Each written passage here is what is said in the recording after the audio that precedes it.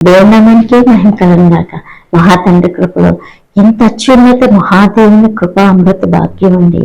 ఆయన జన్మింప చేస్తే పుట్టినటువంటి వారము కాబట్టి ఈ యొక్క ఆత్మలు కూడా ఆయన చేతికి అప్పచెప్పాలన్నటువంటి ఈ యొక్క మానవత్వపు దైవ భయం అనేది ఉంటే, దేవుణ్ణి కలిగి ఉండాలనేది ప్రేమ ఉంటే, ఆయన పొందుకోవాలనే ఆశ ఉంటే, ఆయన మాట వినాలనే మనసు, అది ఎంతో అమూల్యమైనది అనమాట.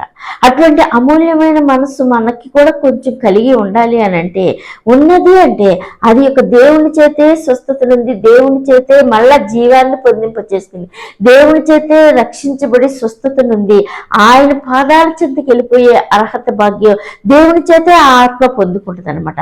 అట్టిది పొందుకోవాలంటే, అట్టిది దేవవాక్యం మాధుర్యపు ఆ యొక్క జీవాన్ని కలిగి ఉండాలంటే, ఈ యొక్క లోక ప్రయత్నాలు, మన యొక్క ఆలోచనలు, మన యొక్క జీవిత ప్రయత్నాలు, మన యొక్క బుద్ధులు, విధానాలు, నడకలు, లోకం పూర్వీకులు చేస్తున్నటువంటి విధానాలు, మార్గాల్లో మనం వెతికిన తయారు చేసుకోవచ్చులని అనుకున్నామంటే, ఆ విధమైనటువంటి నిజమైన దేవుడు ఆత్మ పెడితే మనిషిగా ఎట్లా జన్మించి ఆత్మతో ఉన్నాడు, ప్రాణంతో ఉన్నాడు, అటువంటి ఒరిజినల్, అటువంటి మానవత్వపు మనిషి కలిగిన ఆత్మలుగా ఉండాలి అని అంటే, ఈ యొక్క దేవుని కలిగి ఉంటేనే అలాగా దేవుని చేతి స్వస్థత నుండి కొన్ని, ఆయన చేతి స్వస్థత నుండి కొన్ని ఉంటేనే అట్టి నిజమైనటువంటి ఆత్మ అనేది ఆ యొక్క నడక, ఆ యొక్క దేవుని చేతికి వెళ్ళిపోవడానికి బాగుంటది అనమాట. అయితే మన విధానాలు, మన ఈ లోక విధానాలు, ఈ లోక జీవితపు నడక విధానంలో బ్రతుకుతుందిలే, ఈ ఆత్మ ఉంటుందిలే అని అనుకున్నామంటే, అది కృత్రిమం కిందకు కూడా,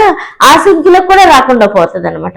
ఇప్పుడు కృత్రిమ వాళ్ళు ఊరికి ఎవరో కలిపేసి ఎట్లాగా ప్రతి జీవాన్ని పొందింప చేసేస్తున్నారు. అయితే ఆ విధమైనది వాళ్ళు సైన్స్ పరంగా చేస్తున్నటువంటి వాళ్ళకి ఆ యొక్క విధానంలో వాళ్ళు వెళ్ళినా కానీ అది కొంతవరకే వెలిగిస్తుంది, అది కొంతవరకే ఉంటది అనమాట. చూసారండి ఎంత విచిత్రం. మనిషి చేసేది ఏదైనా సరే కొంతవరకేనమాట. అట్లాగే మనసుకి దేవుడు పెట్టినటువంటి ఆ ఆత్మ, ఈ యొక్క బిడ్డ మళ్ళా నా యుద్ధకు రావాలని నేను కలిగి ఉన్నాను, నేను కావాలనుకున్న ఈ ఆత్మ ఈ యొక్క కొంతకాలంలోనేనైనా నన్ను కలిగి ఉండి మళ్ళా నా యుద్ధకు వస్తుందా? నోహు గారు కూడా ఏం చేశారంటే, దేవుని యుద్ధకే మనం వెళ్ళాలి, దేవుని యుద్ధే నిత్య నివాసం కలదు, ఆయన యుద్ధే నిత్య జీవం కలదు, ఆయనతో ఉంటేనే ఈ యొక్క ప్రాణం ఆయన ఇచ్చింది అన్నటువంటి ఆ యొక్క తాత్పర్యపు, ఆ యొక్క దైవ భయము యొక్క విధానపు ప్రేమ ఆలోచనలో ఉండబట్టి ఆ నోహు గారైనా మళ్ళా ఇంకా ఆ యొక్క జీవాన్ని, ఆ యొక్క పావురం కూడా ఏం చేసిందంటే, ఆ యొక్క 100 రోజులు కానీ ఎన్ని రోజులు ఉండినా కానీ ఆ పడవలో నివాసం చేసిన ఆ యొక్క జీవించిన జీవిత విధానాన్ని బట్టి అది ఏం చేసిందంటే, బయట ఎంతగానో భయంకరంగా ఈ యొక్క లోక నీళ్ళతో, బురదతో, కుళ్ళు విధానాలతో నింపబడిపోయినా అటువంటి వాటి మీద ఆ పావురం వాళ్ళదనమాట. ఎట్లాగంటే దేవుడు కలిగి ఉన్నాడనేటువంటి ఆ ఆత్మ జీవ ఎదుగుదల కావాలనుకున్నది ఏదైనా సరే, దేవుని ఎద్దుకి మరలా వెళ్ళిపోవాలనుకున్నది ఏదైనా సరే, దేవుని చేత నిర్మించబడి దేవుని ఆత్మతో దేవుణ్ణి ప్రేమించి ఆయన పాదాలు ఎద్దుకు రావాలంటే, నిజంగా మనం ఒక్కసారి ఆయన స్వరం వింటే, ఆయన మాట వింటేనే మనం బ్రతుకుతాం అన్నమాట. ఆయన కలిగి ఉండి ఆయన పాదాల చెంతకు రావాలనేటువంటి తాత్పర్యం, ఆ యొక్క దైవ చిత్తన ఎంతగానో గొప్ప లాభ సాధనకు జీవంలోనికి మనల్ని తీసుకెళ్తుంది అనమాట. ఇట్టి విధానాన్ని మనం ఈ విధమైనటువంటి విధానం, ఈ యొక్క బ్రతికించే గాలి యొక్క విధానం, ఈ జీవింప చేసే విధానాన్ని సాతానుడు ఏం చేస్తాడు? కోరుకునేవాడు. ఎందుకంటే ఈ యొక్క శరీరాన్ని ఇంకా స్ట్రాంగ్ విషయంతో నింపేస్తున్నాడు అనమాట. అసలు ఆయన పేరు కూడా ఎత్తిన నిద్ర వచ్చి పడిపోతామో, ఏ విధం చేతమైన ఆ యొక్క విధానాలతో ఆయన్ని విసర్జించడం, ఆయన వైపు ఉండకుండా విధానంలో మించి లేపుతుంది అనమాట. అయితే ఏం చేస్తాడంటే, ఆ మోసగాడు ఆ విధానంలో ఏం చేస్తాడంటే, వాడి నిత్య నరకాన్ని విధానానికి వాడు పోయేది ఖచ్చితం, వాడు ఆ యొక్క నాశనానికి పోవడానికి కరెక్ట్ గా వాడు సిద్ధంగా ఉన్నాడు అనమాట. ఆడిపోయేది కాకుండా ఇంకా వాడి యొక్క మాటలు విని, వాడి యొక్క మత్తులు, వాడి యొక్క విషయంలో ఆ యొక్క రోగాన్ని విరుగుడు కలిగించుకోకుండా దేవుని యుద్ధ పాదాలు చెందుకు రాకుండా ఉన్నవాళ్ళు ఎవరైనా సరే ఆడి విధానాల మార్గంలో ఈడ్చుకుపోతాడు అనమాట. అయితే వద్దు అని చెప్పేసి దేవాది దేవుడు, జీవాధిపతి, కన్న తండ్రి ఆ యొక్క ఆయన సేవా పరిచర్యలో మార్తా మరియ లాజరుని ఎలా ప్రేమించాడు, మార్తా మరియ లాజర్ని ఎంతగానో ప్రేమించాడు. అయితే ఆ ఊరు బేతనియా ఉన్న ఊరు ఎంత ఊరు ఉన్నా వాళ్ళని ఎంతగానో ప్రేమించాడు. అయితే నిజంగా ఎంత ప్రేమ స్వరూపుడో ఈ కడవరి దినాల్లో మన ఆత్మను కూడా ప్రేమించి ఆయన పౌరస్వరం వింటే ఒక్కసారి ఆయన మాట వింటే బ్రతికిపోతాం అనమాట. ఒక్కసారి ఆయన వాక్యాన్ని విని ఆయన పాదాల చెంతకు వస్తే ఎన్నడూ మరణాన్ని ఇవ్వచ్చు. మరణం ఉండగానే అది ఏమైపోతుందంటే ఇరిగిపోతుంది, మరణపు ముళ్ళు ఇరిగిపోతుంది అనమాట. అటువంటి భాగ్యం కలిగినటువంటి దేవాది దేవుడు ఆ యొక్క రోజులు మార్తా మరియ కుటుంబాన్ని ప్రేమించిన రీతిగా, వారిని ప్రేమించిన రీతిగా వారికి కూడా ఈ లోక విధానంలో ఎంతగానో యెహోవా తండ్రిని కలిగినటువంటి వారు కూడా ఏం చేశారంటే క్రీస్తు ప్రభువారి యొక్క మాటలు, క్రీస్తు ప్రభువుని ప్రేమించారు.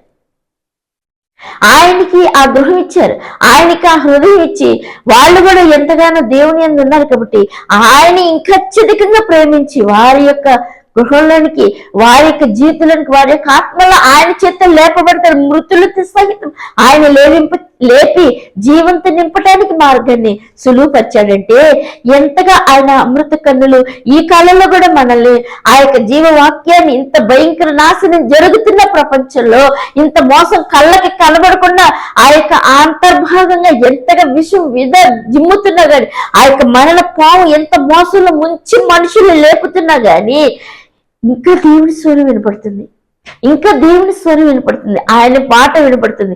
అయితే మనం ఎందుకంటే ఆ యొక్క పాము కాటికి వెంటనే మనం బ్రతకాలనుకున్నప్పుడు ఎట్లా విరుగుడు తీసుకుంటాడు, ఎట్లా ఆ యొక్క మందు తీసుకుంటాడు, అట్లాగే మనల్ని కూడా ఆ యొక్క అపవాది కాటికి నుంచి, ఆ యొక్క విషయం నుంచి, ఆ యొక్క మరణం నుంచి విడుదల పొందాలంటే దేవుని వాక్యాన్ని, దేవుని పాదాలు ఆయన ఎద్దకు వస్తే ఈ ఆత్మ శరీరం ప్రాణం బ్రతుకుతుందండి.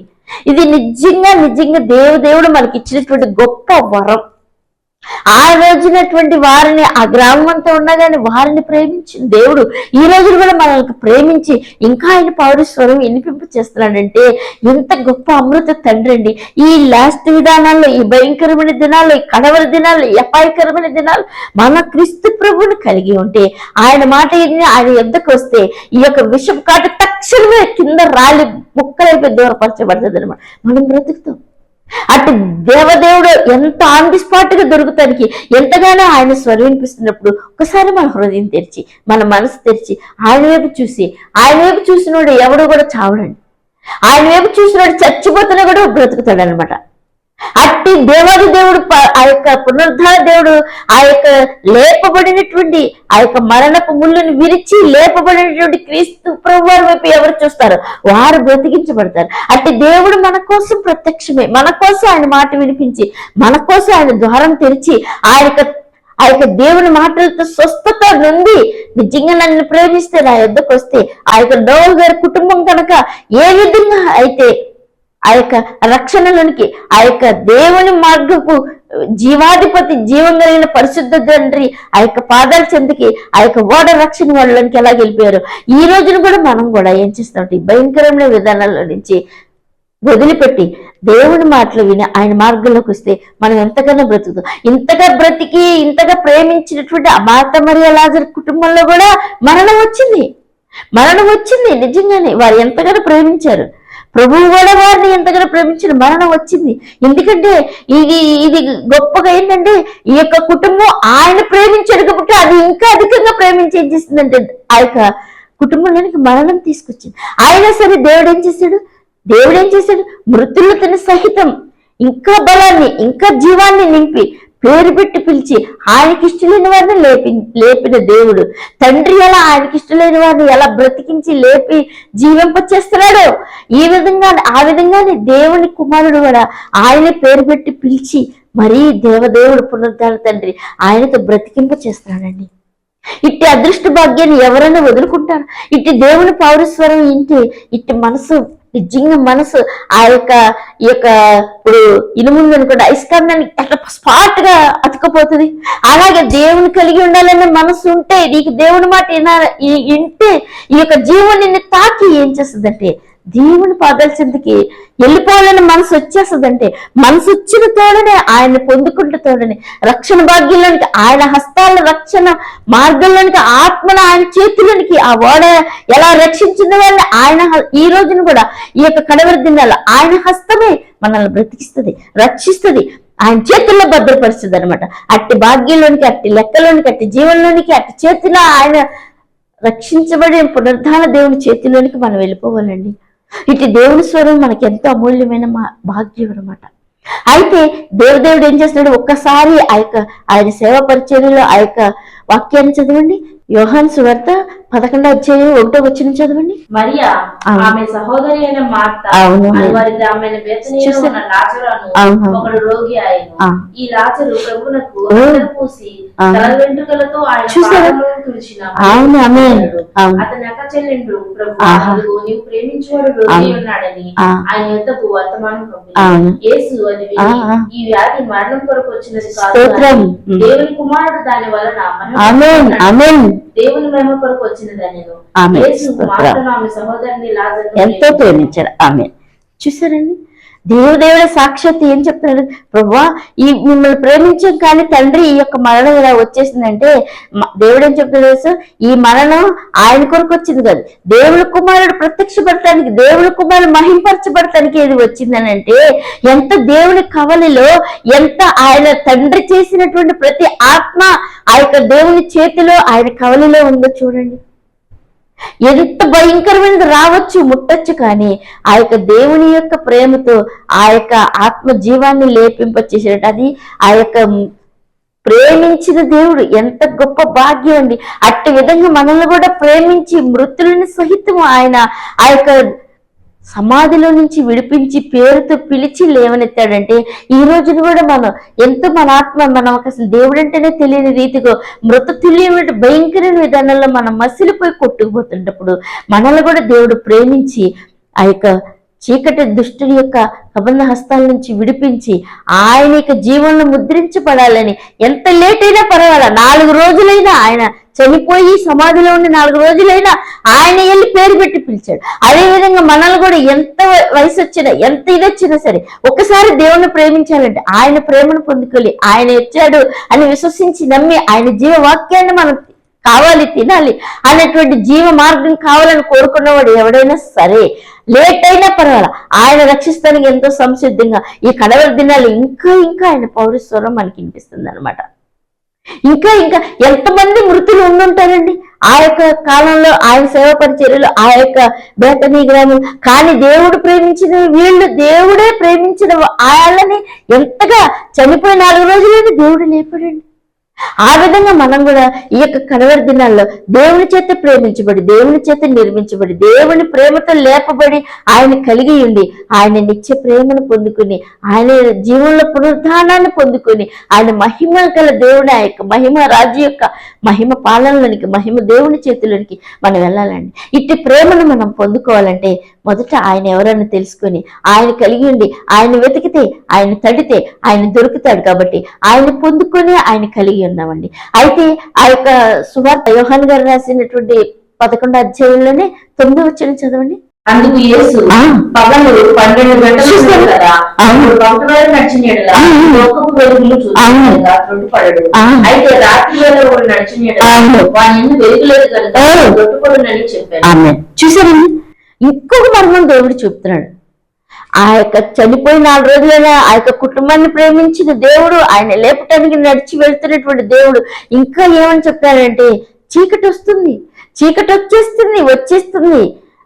కాబట్టి మనం పగటి కాలం ఉంటే కనుక మనం ఈ విధానటువంటి ఈ లోక విధానం చూసామంటే, దేవుణ్ణి ప్రేమించి ఆయన పాదాల ఎదుకు వచ్చామంటే నువ్వు చీకట్లోకి వెళ్ళవు, చీకట్లో తొట్టరిపడవు, ఈ లోకపు వెలుగు చూస్తావని దేవుడు చెప్తున్నాడంటే ఇట్టి మహిమ అర్థాలు, ఇట్టి దేవుని జీవపు లోతు అర్థాలు తెలవాలంటే ఒక్కసారి ఆయన మహిమరాజు యొక్క, మహాదేవుడు యొక్క, అమృత తండ్రి యొక్క మాట విని ఆయనలోకి వస్తేనే మన యొక్క చెడు దరిద్రం రాలిపోయి ఆయన ఎవరని మనం చూడగలుగుతామండి. అయితే అంతగా యోహాను గారు క్రీస్తు ప్రభు వారు రొమ్మున ఆనుకొని ఉన్నటువంటి ఆయన కూడా ఆ యొక్క గాలిని సముద్రాన్ని అణిచేసినప్పుడు, సముద్రంలో పడవలో ఉన్నప్పుడు కూడా, ఆయనతో మృతుల సహితం లేపుతున్నప్పుడు, ఆయనతో ఉన్నప్పుడు కూడా ఈయనెవరో అనుకుని జీవించినటువంటి వారు కూడా ఒక్కసారి ఆత్మదేవుడు ముట్టంగానే ఆ మహిమ తేజాలను చూసేసరికి బోర్ల పడిపోయాడండి.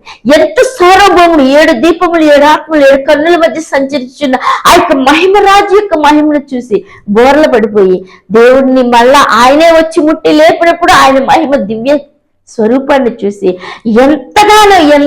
ఎంతగానో బలము కలిగి ఆ నిత్య దేవుడితో వెళ్ళిపోవటానికి కావలసిన శక్తి బలమును జీవాన్ని పొందుకున్నాడు. అట్టి భాగ్యాన్ని ఈ రోజున కూడా మరలా మనకు దొరుకుతుందండి కడవరి దినాల్లో. ఇటు కుటుంబాన్ని ప్రేమించిన దేవుడు ఇటు నోవహు గారిని రక్షించి ఆయన పిలుపుతో ఆ యొక్క రక్షణ మార్గంలోనికి నడిపించిన దేవుడు ఆ యొక్క ఎదుగుదల విధానాన్ని బట్టి ఎవడైనా మంచివాడు ఉన్నాడా? ఎవడైనా గోధుమ గింజ ఉందా? వాడు చావాలి, వాడు చేస్తేనే ఎలాగనే ఫలిస్తారు.